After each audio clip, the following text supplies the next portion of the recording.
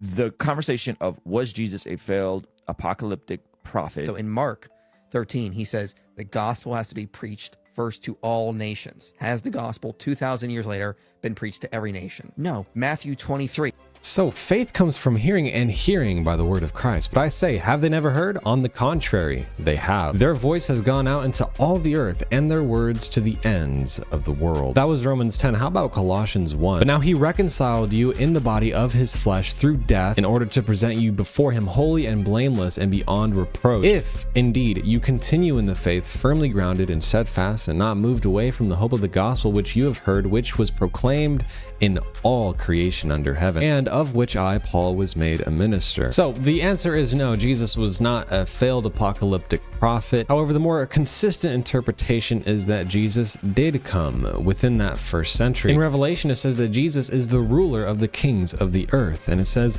behold, he is coming with the clouds, and every eye will see him, even those who pierced him, and all the tribes of the earth will mourn over him. It even says it must soon happen, and the time is near. The way we understand this is we know that John is pulling from the Old Testament, and Jesus is as well. For example, in Isaiah 19, it says, Yahweh is riding on a swift cloud and is about to come to Egypt, and the hearts of the Egyptians will melt within them. This is an example of God's judgment arriving on a nation. It's described as God visiting that nation. This is exactly what happened in 70 AD when Jesus visited the nation of Israel and destroyed their temple and saved the Christians. Now, of course, there are other spots in the Bible that talks about Jesus' return to the earth and the resurrection of the dead, and clearly that hasn't happened yet. So this is why we just need to be careful in our reading of Scripture.